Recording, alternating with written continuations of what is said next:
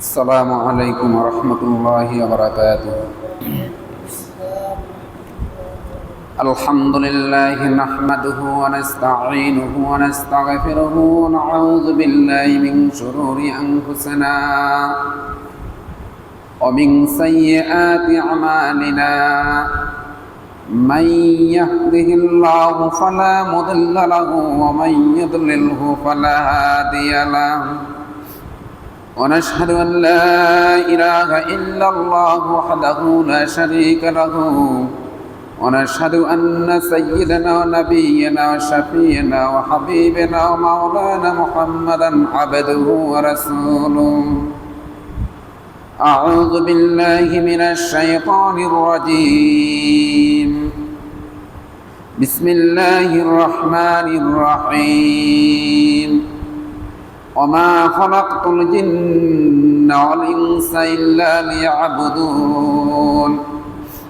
وقال رسول الله صلى الله عليه وسلم: أخلص دينك يكفيك العمل القليل. وقال رسول الله صلى الله عليه وسلم: مفتاح الجنة الصلاة. আমরা সকলে মহব্বত ও দুরূদ শরীফ পড়ি। আল্লাহুম্মা সাল্লি আলা মুহাম্মাদি ওয়া আলা আলি মুহাম্মাদ কামা সাল্লাইতা আলা ইব্রাহিম ওয়া আলা আলি ইব্রাহিম ইন্নাকা হামিদুম মাজিদ।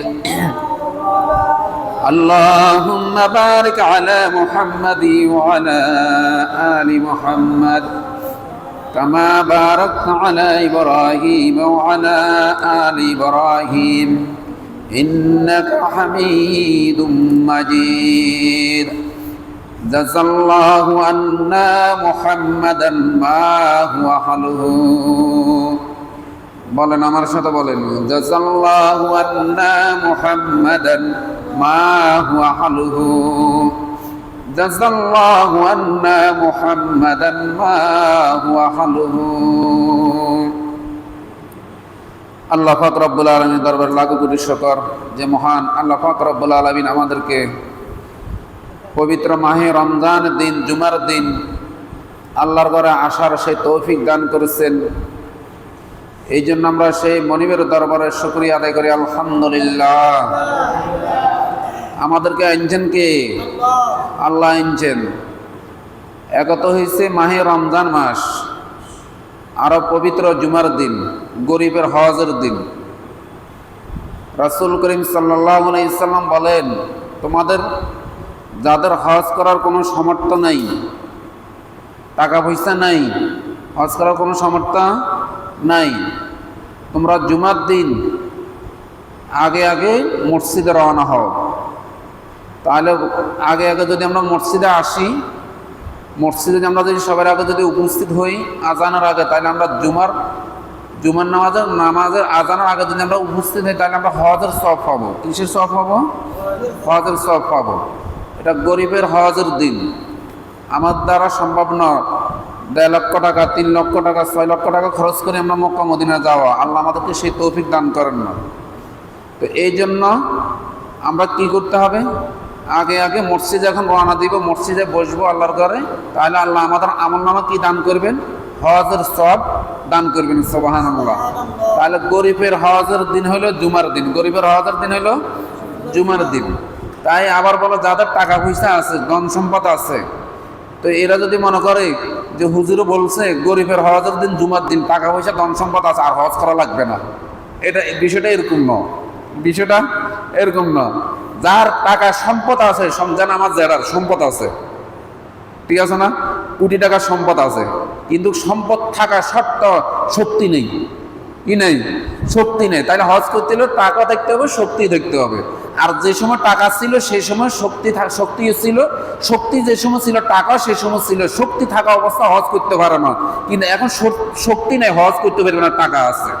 এটা ভাগ্য, কপাল লাগে। কি লাগে? ভাগ্য লাগে এটা। আর যাদের টাকা পয়সা নাই, কিন্তু এরা কি করবে? আগে আগে যদি আল্লাহর ঘরে যদি উপস্থিত হয়, তাহলে তারা কি পাইবে? হজের সওয়াব পাইবে। সুবহানাল্লাহ। কিসের সওয়াব হইব? হজের সওয়াব হইব। কিন্তু আমাদের সে সামর্থ্য নাই। আমরা মক্কা মদিনা রওজা শরীফ যাব, আমাদের সে সামর্থ্য নাই। তো আমরা কি করতে হবে? আমরা আগে আগে মসজিদে উপস্থিত হব। উপস্থিত হলে তাহলে আল্লাহ রাসূলের হাদিস বাণী হলো কি, তাহলে আমরা আল্লাহ তাআলা আমাদের আমলনামা হজের সওয়াব লিখবেন। সুবহানাল্লাহ। আল্লাহ তাআলা আমাদেরকে সে বুঝার সে তৌফিক দান করেন, বলো আমিন। আল্লাহর ঘরে আমাদেরকে আসার সে তৌফিক দান করেন। কারণ আল্লাহর ঘরে আসার জন্য আগে আগে আসার জন্য সেটাও কপাল থাকা লাগে, ভাগ্য থাকা লাগে। আমাদের মতন অনেক লোক রাস্তাঘাটে ক্ষেত খামারে কাজকর্ম নিয়ে এখনো ব্যস্ততা আছে, কিন্তু আজকে দিন জুমার দিন, রমজানের দিন, রমজান মাস, জুমার দিন, নেক আমলের দিন চলে যেতেছে, কিন্তু এই দিনটা যেন আমার থেকে অতিবাহিত হচ্ছে, কিন্তু এই দিনটা তো আর ফিরিয়ে আসবে না। দিনটা তো ফিরিয়ে আর আসবে না। আল্লাহ নাগাজ করুক। যদি আল্লাহ যদি ডাক পড়ে তাহলে তো আমি জুমার আগে চলে যেতে হবে। যদি আল্লাহ যদি ডাক মারে তাহলে আমার নসিব কত খারাপ, যারা এখন পর্যন্ত আল্লাহর ঘরে উপস্থিত হইতে পারে না, এত সুন্দর ঘরে আল্লাহর ঘরে আসতে পারে না, উপস্থিত হইতে পারে না, তাহলে তাদের নসিব কত খারাপ। আর আল্লাহ তাআলা আমাদেরকে আল্লাহর ঘরে আসার জন্য সে তৌফিক দান করছেন, নেক আমল করার সে তৌফিক দান করছেন। এই জন্য আমরা আবার অন্তর থেকে আবার আদায় করি শুকর, আলহামদুলিল্লাহ, আলহামদুলিল্লাহ। এটা আল্লাহর দরবারে শুকরিয়া আদায় করতে হবে। লা ইন শাকারতুম ওয়ালা ইন কাফারতুম ইন্না আযাবি লাশাদীদ। আল্লাহ তাআলা তোমাকে যেই অবস্থা রাখবে, তুমি যে হালতে থাকো, সুস্থ থাকো, অসুস্থ থাকো, কিন্তু প্রতি নিঃশ্বাসে নিঃশ্বাসে তুমি আমার শুকরিয়া আদায় করো। আর যদি আমার শুকরিয়া আদায় করো, প্রত্যেকটি নিঃশ্বাসে আমি তোমার আমলনামা শুধু নেকি লিখতে থাকবো।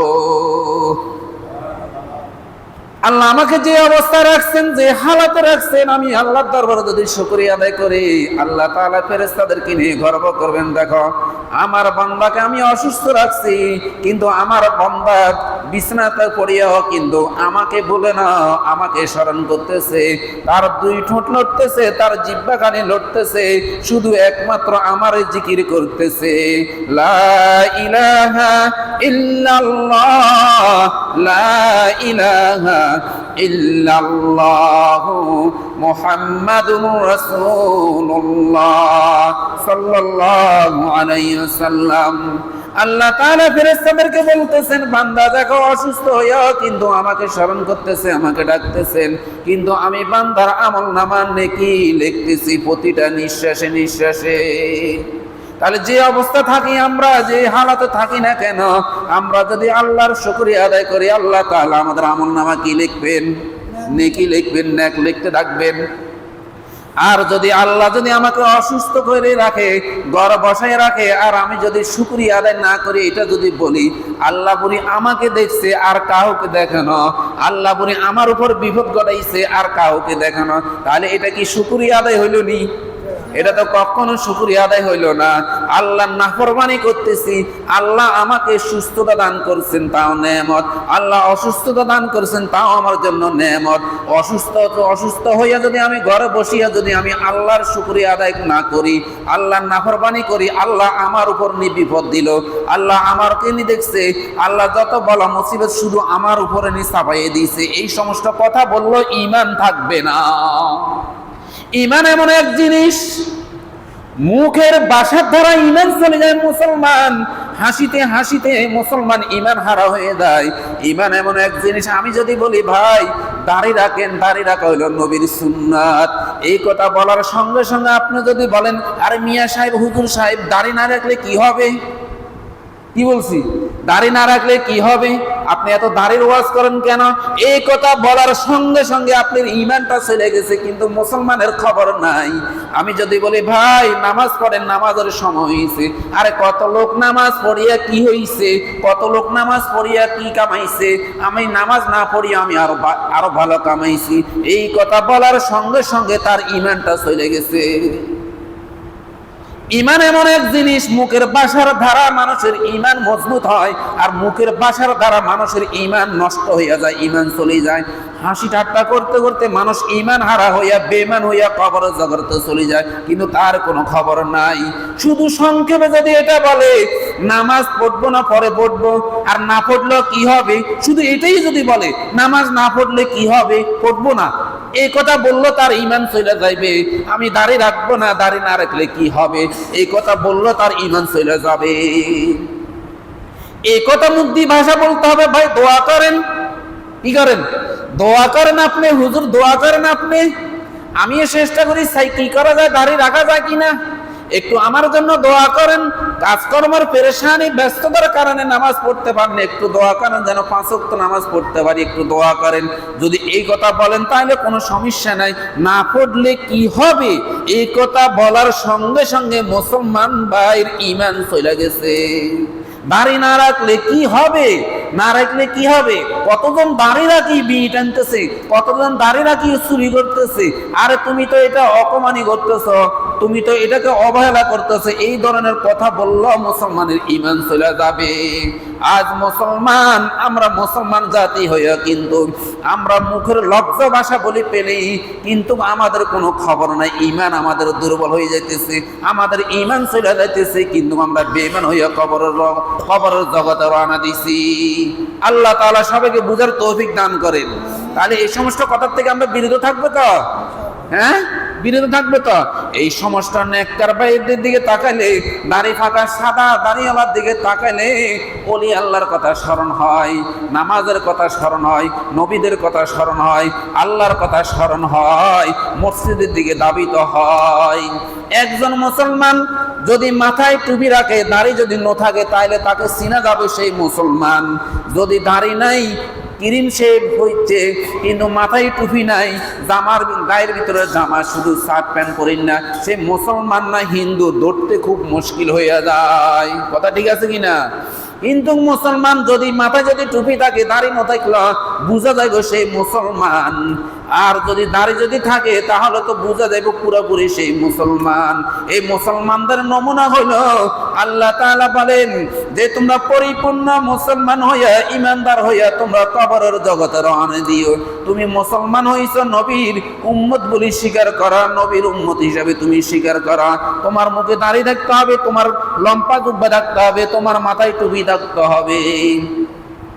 আজ মুসলমান রোজা রইছে, রোজার দিন রোজা থাকে কিন্তু আবার গীবত শেখাইতে করে, কি করে, রোজা রইছে আবার গীবত করে, অমুক লোক এমনি চলে, অমুক লোকের এমনি হইছে, অমুক লোকের এইটা হইছে, এইটা হইছে, দোকানে বসিয়ে বসিয়ে শুধু গীবত আর গীবত। আল্লাহ রাসূল বলেন তোমরা গীবত হলো মারাত্মক গুনাহ, গীবত হচ্ছে বড় মারাত্মক গুনাহ। আর কি হইতে পারে, এর চেয়ে বড় গুনাহ আর তো কিছু হইতে পারে না। কিন্তু এত তো রোজা রাখছো আর গীবত গাইতেছ, খবরদার কোন মুসলমান ভাইয়ের গীবত গাইবে না। যদি রোজা রাখি আবার গীবত শেখায়ত করো তাহলে তোমার রোজা থাকবে না। কিন্তু আমরা মুসলমান রোজা রইছি কিন্তু আবার অপর লোকের গীবত লইয়া ব্যস্ততা থাকি। এরকম মুসলমান সমাজে আছে না নাই? আসেনি? দোকানে বসি বসি ইফতারের সময় হয়ে গেছে, আর অল্প কয় মিনিট বাকি আছে, তারপরে তার মুখ থেকে গীবত ছাড়তেছে না, গীবত ছাড়তেছে না। খবরদার মুসলমান ভাইয়েরা, সারা দিন রোজা রইলেন, বিবির থেকে, হালাল বিবির থেকে আপনি ফারেক রইলেন, 31 পানিও খাইলেন না, আপনি 31 পানিও খাইলেন না, কিছু খাইলেন না, রোজা রইলেন আল্লাহকে খুশি করার উদ্দেশ্য। কিন্তু আপনার এই জবান দিয়ে আপনি অপর ব্যক্তির গীবত গাইতেছেন, ওই গীবতের কারণে আপনার রোজা বরবাদ হয়ে গেল। তাইলে সারাদিনে ধরা কি রইলেন, আপনি উপবাস রইলেন, কি রইলেন, আখের কি হইল, উপবাস রইলেন। একজন উপবাস ব্যক্তি যেভাবে থাকে এইভাবে আপনি রইলেন, রোজা হইল না। কিন্তু আমাদের কোনো খবর নাই, খবর নাই। খবরদার, হুঁশিয়ার, মুখের লজ্জা। কোন মুসলমান ভাইয়ের যদি একটা গীবত বলেন, এই একটা গীবতের কারণে ইমাম সাহেব আযান দেয় না কেন, শুধু এটা বলছেন, ইমাম সাহেব আযান দেয় না কেন, সারাদিন রোজা রয়েছি, কাম করছি, পেরেশান হয়ে গেছি, আযান দেয় না কেন, ইফতার করতাম, এই কথা বলার সঙ্গে সঙ্গে এইটাও আপনার জন্য গীবত হয়ে যাবে। যদি আপনি বলেন ইমাম সাহেব আযান দিতে এত দেরি হয় কেন, কারণ ইমাম সাহেব আযান দিবে, টাইম মতন আযান দিবে, এই পুরা সমাজের মাইকের আওয়াজ মাইকের আওয়াজ যত দূর পর্যন্ত যাবে সবাই ইফতারলে বসে রয়েছে ইমাম সাহেবের অপেক্ষা। ইমাম সাহেব যখন আজান দিবে তখন সকলে খেজুর দিয়া যেই পানি দিয়া ইফতার করবে, সকলে আজানের অপেক্ষা আছে। আর আপনি দোকানে বসে বসে শুধু টাকাটা করতেছেন, ইমাম সাহেব আজান দেয় না কেন, ইমাম সাহেব এত দেরি কেন করে, ইমাম সাহেব বসে বসে না কোনো মসজিদে খানা খাইতেছে, ইমাম সাহেব মসজিদে বসে বসে কি করতেছে, খানা খাইতেছে না, আজান দেয় না কেন, এটাও বিপদ হয়ে যাবে। খবরদার এই সমস্ত কথা বলা যাবে না, কারণ আপনি যতক্ষণ পর্যন্ত ইফতার সামনে লয়ে বসে থাকবেন ততক্ষণ পর্যন্ত ফেরেশতারা আপনার আমল নামান নেকি লিখতে থাকবেন। কি লিখতে থাকবেন? সুবহানাল্লাহ বাইতে কইেন কেমন? যতক্ষণ পর্যন্ত আপনি ইফতার লয়ে বসে থাকবেন আর আল্লাহর দরবারে রোনাজারি করবেন, আল্লাহ বিবির থেকে আর ঘর সংসার থেকে সব কিছু থেকে খানা পিনা থেকে একমাত্র ইত্তাকুল্লাহ তোমাকে ভয় করি আমি ইফতার লয়ে বসে রইছি, সারাদিন আমি উপবাস তোমার দরবারে দুইখানা হাত উঠাইছি, আমার রোজা তুমি কবুল করে লও, আমার সেহরি কবুল করে লও, আমার নামাজ, আমার কোরআন তেলাওয়াত, আমার আমল সব কিছু তুমি কবুল করে লও। আল্লাহ তুমি আমাকে ক্ষমা করে দাও, আমাকে মাফ করে দাও। তুমি দোয়া করতে না করতে দেরি হবে, তোমার চোখের পানি দুনিয়ার জমিনে চোখ থেকে বাইর হওয়ার আগে আল্লাহ তাআলা তোমার জিন্দেগীর গুনাহগাতা মাফ করিয়া দিবেন। তাহলে ইফতার সামনে আমরা কি করব? বসে বসে কি করব? গীবত শিকায়ত করব? ইমাম সাহেব আজান দেয় না কেন, ইমাম সাহেব মসজিদে বসে বসে খানা খাইতেছে, এই কথা বলবো না দোয়া করব? কি করবে বলেন? ওমা ব্যাগ কথা কয় না, বুঝুন না লাগে আমার কথা। কি দোয়া করব না ইমাম সাহেবের সমালোচনা করব? দোয়া করব। কি করব? দোয়া করব। তাহলে কেউর গীবত শিকায়ত করা যাবে না, কেউর গীবত শিকায়ত করা যাবে না। রমজান মাস আসলে শ্বশুর বাড়ির হক ইফতার সমাজে আসেনি, কথা বলেন না কেন? বুঝুন না কথা আমার। শ্বশুর বাড়ির থেকে ইফতার আসে না কেন? বকে লইয়া বাস নতুন নতুন বিয়ে করেছে, নতুন নতুন বিয়ে করিবার বরলে তালজাল শুরু করেছে, পিটামারি শুরু করে দিছে। তোমার বাপের বাড়ির থেকে ইফতার আসে না কেন? কোরবানি দিন আসলে ছাগল খাসি গরুর রান আসে না কেন?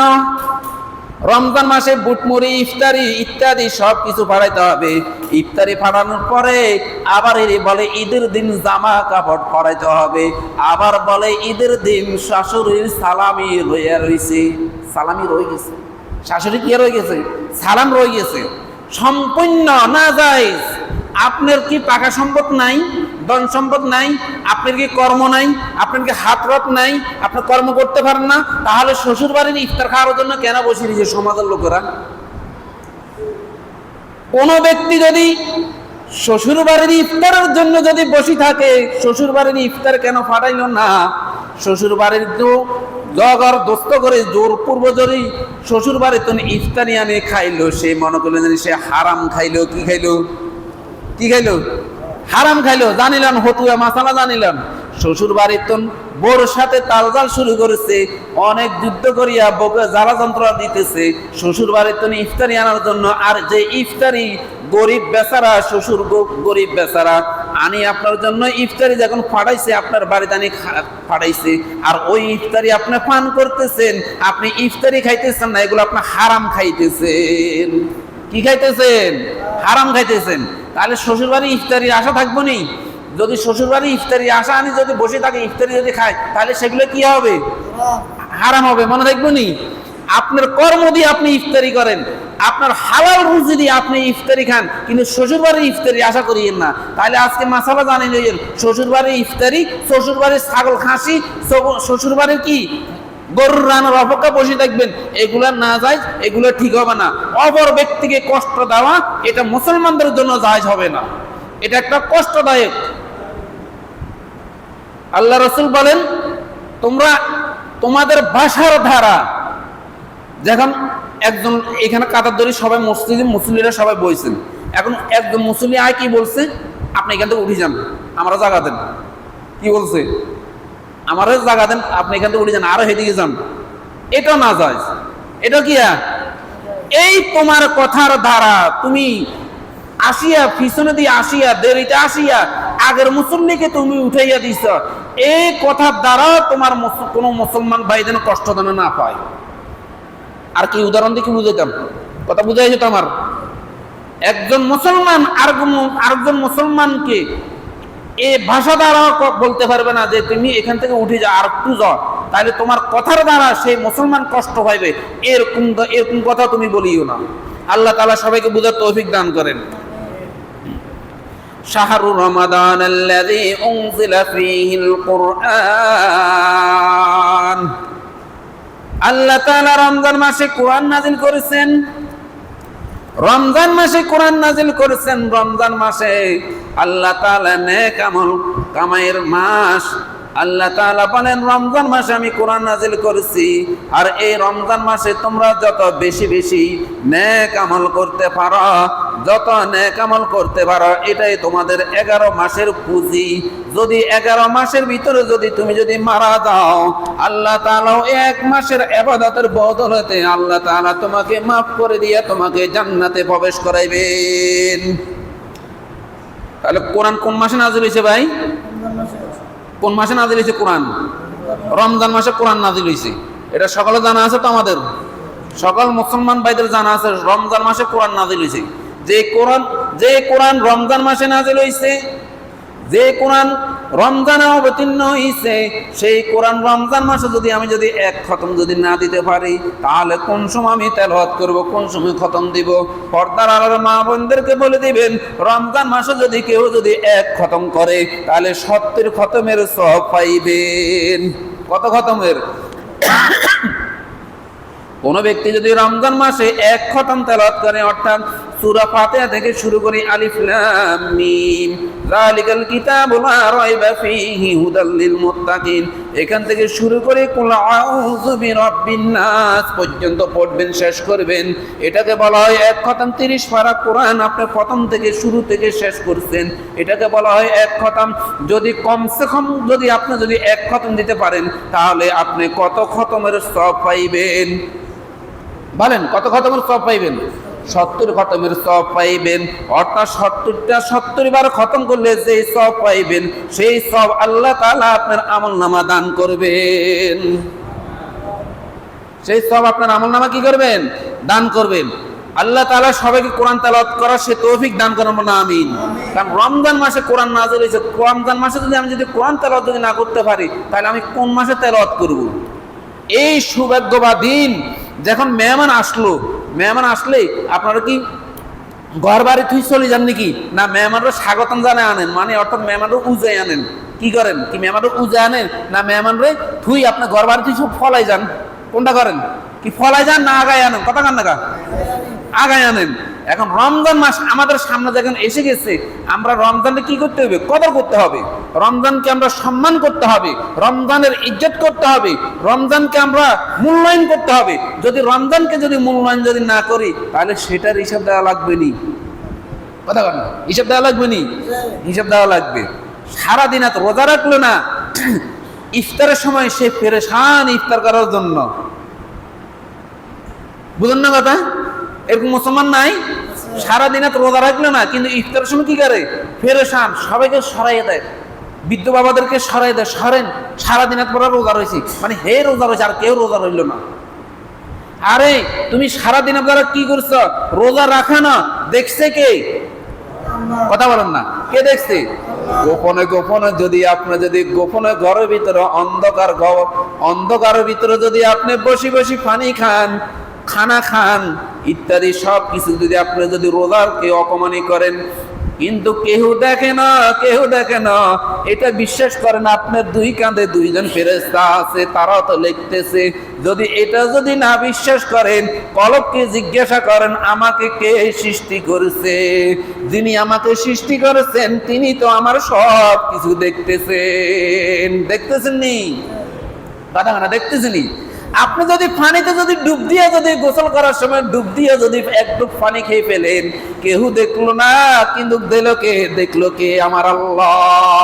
আল্লাহকে ফাঁকি দেওয়া যায় না, মানুষকে ফাঁকি দেওয়া যাবে, দুনিয়ার সবকে ফাঁকি দেওয়া যাবে, কিন্তু মানুষকে ফাঁকি দেওয়া যাবে, সবাইকে ফাঁকি দেওয়া যাবে। যিনি আমাকে সৃষ্টি করেছেন তাকে ফাঁকি দেওয়া যাবে। কথা বলেন, তাকে ফাঁকি দেওয়া যাবে না।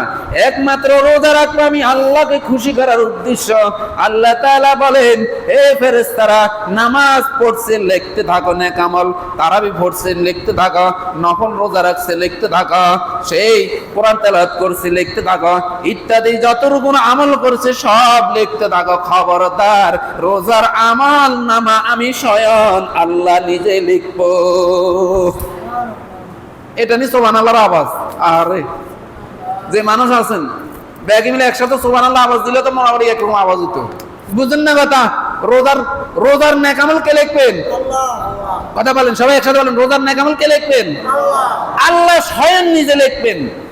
রোজা রাখছেন আমার জন্য, আমাকে খুশি করার উদ্দেশ্য রোজা রাখছে, আমি বান্দার আমল নামা আমি নেকি দিব, তোমরা কোনো ফেরেশতারা নেকি দিও না। তাহলে মনে থাকবে তো, রোজার নেক আমল কে লিখবেন? কে লিখবেন? নামাজ কে লিখবেন? নামাজের নেক আমল কে লিখবেন? ফেরেশতারা লিখবেন। তারাবি নামাজের নেক আমল কে লিখবেন? কোরআন তেলাওয়াত করে যাই করি, নফল ইবাদত করে যাই করি, সব নেক আমল লিখবেন ফেরেশতা। কিন্তু আমার রোজার নেক আমল লিখবেন আমার আল্লাহ, যিনি আমাকে সৃষ্টি করেছেন তিনি। রমজান মাসে কোনো ব্যক্তি যদি শুধু নফল নামাজ পড়ে, তাহলে একবার নফল নামাজ পড়লে তাকে ফরজের সওয়াব তার আমলনামা দান করবেন। ওই একজন কইছে সুবহানাল্লাহ, ভাই গুনজার লাগেছে। রমজান মাসে যদি নফল ইবাদত করে তাহলে তার আমলনামা কি দিবেন? ফরজের সওয়াব। আর যদি ফরজ আদায় করে তাহলে কিসের সওয়াব দিবেন? 70টি ফরজের সওয়াব তার আমলনামা দান করবেন। একটি ফরজ আদায় করলে তার আমলনামা 70টি ফরজের আমল তার আমলনামা দান করবেন। এবার হিসাব করেন, দৈনিক 17টি নামাজ, আমরা 17টি ফরজ যদি হয় 3 দিন পর্যন্ত নামাজ পড়লে, তারপরের দিন ফজর নামাজ পড়লে তো হয়ে যাবে 70 রাকাতের সওয়াব। কয়দিন নামাজ পড়লে? 3 দিন। হিসাব করেন, 3 দিন বা 4 দিন, 3 দিন নামাজ পড়লে একাধারে ফরজ নামাজ, ফজর নামাজ 4 রাকাত, জোহর নামাজ ফজর নামাজ ফরজ 2 রাকাত, জোহর নামাজ ফরজ 4 রাকাত, আসর নামাজ ফরজ 4 রাকাত, মাগরিব নামাজ ফরজ কয় রাকাত? 3 রাকাত। তারপরে এশার নামাজ ফরজ কয় রাকাত? 4 রাকাত। তাহলে দৈনিক হয় মোট কত রাকাত ফরজ? 17 রাকাত। এভাবে কতদিন? 3 দিন। পরের দিন ফজর নামাজ পড়লে তো ওই যে 70 রাকাত হবে। তাহলে একবার যদি আপনি ফজর নামাজ পড়েন, তাহলে এরকম 3 দিন ইবাদত করলে যে সওয়াব হবে, সেই সওয়াব আপনার আমলনামা দান করবেন। সুবহানাল্লাহ। বুঝাইছি না মাসালা ভাই? তাহলে ফরজ নফল পড়লে ফরজের সওয়াব তার আমলনামা দান করবেন, আর ফরজ পড়লে 70টি ফরজ পড়লে যে সওয়াব, সেই সওয়াব তার আমলনামা দান করবেন। রমজান মাসে বেশি বেশি ইবাদত করার কথা বলছি। আর আমরা কি করি? রমজান মাসে 8 রাকাত তারাবি নামাজ পড়ি, আর দিন থুই উড়ি চলে যাই। আচ্ছা, ভিতরের নামাজ কি সুন্নাত না নফল না ওয়াজিব না মুস্তাহাব? কোনটা ভিতরের নামাজ? ভিতরের নামাজ কি ভাই? ওয়াজিব। তাহলে ইমাম সাহেবের তারাবি নামাজ শেষ করি, ভিতরের নামাজ যারা পড়ে 20 রাকাত পড়ে, তাদেরকে ভিতরের নামাজ জামাতের সহিত পড়েনি 3 রাকাত। তাহলে 3 রাকাতের ভিতর নামাজ পড়লো, যারা 8 রাকাত পড়ি চলে গেলেন গই, মানলাম। তো ভিতরের নামাজের কি করছেন? ওয়াজিবে কি করছেন? ওয়াজিব যদি তরক হয়, সহিষ্ণুতা করতে হয়। দেখেন, আমি নামাজ পড়তেছি, ইমাম সাহেব আসর নামাজ বা জোহর নামাজ পড়ছে 4 রাকাত, নামাজের ভিতরে যদি কোনো ভুল হয়ে থাকে, তাহলে ইমাম সাহেব কি করবেন? সহিষ্ণুতা দিবেন। আর সহিষ্ণুতা দিলে, ইমাম সাহেব সহিষ্ণুতা দিলে সকলের নামাজ কি হয়ে যাব? নামাজ আদায় হয়ে যাব। তাহলে এটা হচ্ছে কি? ওয়াজিব তরক করেছেন। আর ভিতরে নামাজ যেরকম ওয়াজিব, ততটুকু এরকম সহিষ্ণুতা যেরকম আদায় করছেন, নামাজ শুদ্ধ হয়ে গেছে। ভিতরে নামাজ না পড়লে তো এটা তো গুনাহগার হয়ে গেছে। কি হয়ে গেছে? গুনাহগার হয়ে গেছেন। তাহলে আপনি ফজর না কি করছেন? 8 রাকাত পড়ছে, 10 রাকাত পড়ছে, পরিবার সিয়ারা মুসলিরা নাই, পিছনে দিয়ে নাই, 1 কাতার 2 কাতার, 1 কাতার থাকে, অল্প কয়জন থাকে, বাকি এলারা চলে গেছেন। আপনি দেন বাকি নামাজ পড়লেন না, কিন্তু ভিতরে নামাজে কি করছেন? তাহলে এটার জন্য কি আপনি নেক আমল কামাইতেছেন না আরো গুনাহগার হইছেন? কথা কয় না? কি হইছেন? আরো গুনাহগার হইছে না? আল্লাহ তাআলা সবাইকে বুঝার তৌফিক দান করেন। সবে কদর রাত, কি রাত? তোমাদের মধ্যে এমন এক রাত আসবে, সবে কদর, যাকে বলা হয় সবে কদর রাত। সবে কদর রাত 1000 মাস থেকে উত্তম। কত মাস? এক রাত্রে ইবাদত করবেন 1000 মাস থেকে উত্তম। 1000 মাস থেকে 83 বছর কয় মাস? 83 বছর 4 মাস। আপনি 83 বছর 4 মাস ইবাদত করবেন, যে সব পাইবেন এক রাত ইবাদত করলে সেই সব আপনার আমলনামা দান করবেন। বুঝুন না কথা? 60 জন নবী 800 বছর জীবিত ছিলেন। কিতাবে উল্লেখ করেন 60 জন নবী। কয়জন নবী? 60 জন নবী 800 বছর ইবাদত করেছেন দুনিয়ার জমিনে। এক মুহূর্ত চোখের বাইলাতা মারা পর্যন্ত সে আল্লাহর জিকির থেকে, আল্লাহর ইবাদত থেকে সে গাফেল হয় না। এভাবে ইবাদত করছেন 4 জন নবী, উল্লেখ করছেন কিতাবের ভিতরে। তখন আমাদের নবীজি, নবী করিম সাল্লাল্লাহু আলাইহি সাল্লাম যখন এই হাদিসটা বর্ণনা শুনলেন, জিবরাইল আলাইহিস যখন খবর পৌঁছাইলেন, আমাদের নবী সিজদা পড়ে কাঁদতেছেন, হায় আল্লাহ, আমার উম্মতরা অল্প হায়াত হইবে, অল্প সময় হইবে, আর 800 বছর পর্যন্ত তারা ইবাদত করছেন, তাদের কত সৌভাগ্য, তারা কত দামি নবী, আর আমার উম্মতরা অল্প কদিন হায়াত পাইবে, এই হায়াতে কি ইবাদত করবেন? জিবরাইল ফেরেশতা আসি খবর পৌঁছান, ওগো আল্লাহর নবী, আপনাকে সৃষ্টি না করলে দুনিয়া আসমান জমিন কিছুই সৃষ্টি হতো না, এই জগতে কিছুই সৃষ্টি হইতো না। আপনার উসুল্লাহ, আপনার দিয়ে সব কিছু সৃষ্টি হয়েছেন। যত নবী পয়গম্বর দুনিয়াতে আসলো সব আপনার খাতিলে দুনিয়াতে আসলো। আপনি সুসংবাদ শুনে নেন, আপনার উম্মতরা এমন এক সময় আসবে, এমন এক রাত আসবে, রমজানের শেষ মুহূর্তে গুনাহ করছেন, পুরা রমজান মাস গুনাহ করেছেন। রমজান মাসের শেষ সময় বেজোট রাত শবে কদর যেটাকে বলা হয়, ওই শবে কদর রাত এক রাত ইবাদত করলে 83 বছর 4 মাস ইবাদত করলে যে সওয়াব হবে, সেই সওয়াব আপনার উম্মতের আমলনামা দান করবেন। নবীজি মাথা উঠাইয়া ফেরেশতার সাথে আলোচনা করতেছেন, কথা বলতেছেন, তারপরে চোখের পানি ঝরতেছে। শেষ মুহূর্ত পর্যন্ত যে ব্যক্তি, আপনার উম্মতরা যে ব্যক্তি শেষ 10 দিন ইতিকাফ করবে, ইতিকাফ থাকবে, ওই ব্যক্তি মাসুম বাচ্চার মতন, মাসুম বাচ্চার যেন গুনাহ নাই, মাসুম বাচ্চার মতন এরকম নিষ্পাপ হয়ে মসজিদ থেকে বাইর হবেন। তাহলে একত শবে কদর রাত্রে 4 মাস 83 বছর 4 মাস ইবাদত করলে যে সওয়াব, সেই সওয়াব আমার আমলনামা দান করবেন। আর যে ব্যক্তি ইতিকাফে থাকবে, সেই ব্যক্তি শবে কদর এমনি পেয়ে গেছেন। সেই ব্যক্তি শবে কদর এমনি কি পেয়ে গেছেন? ইতিকাফে কয়জন থাকে? আমার একটু হাত উঠে দেখেন তো, কয়জন থাকে ইতিকাফে? একটু হাত উঠে দেখেন। গত বছর কে কে ছিলেন ইতিকাফে? কথা বুঝুন না, আর একজনও ছিল না নাকি? ইতিকাফওয়ালা ব্যক্তি মারা গেছে, আছে না মারা গেছে? আচ্ছা, এবছর কে থাকবেন? একটু আমার হাত উঠে দেখান, এবছর কে থাকবেন? একজনেরা নেই। মাসালা জেনে রাখেন। আলহামদুলিল্লাহ, আল্লাহ তুমি কবুল করো। সময় তো নেই, বলার সময় নেই, সংক্ষেপে মাসালা জেনে নেন। ইতিকাফ 3 প্রকার: ওয়াজিব ইতিকাফ, সুন্নত ইতিকাফ, নফল ইতিকাফ। ওয়াজিব ইতিকাফ হলো আমি নিয়ত করছি, আল্লাহ যদি আমাকে বিদেশের বাড়িতে নিয়ে যদি পৌঁছা হালাল রুজির উদ্দেশ্য, তাহলে আমি 10 দিন, 5 দিন, 3 দিন, 2 দিন আমি ইতিকাফে থাকবো, নেক উদ্দেশ্য। বুঝুন না কথা?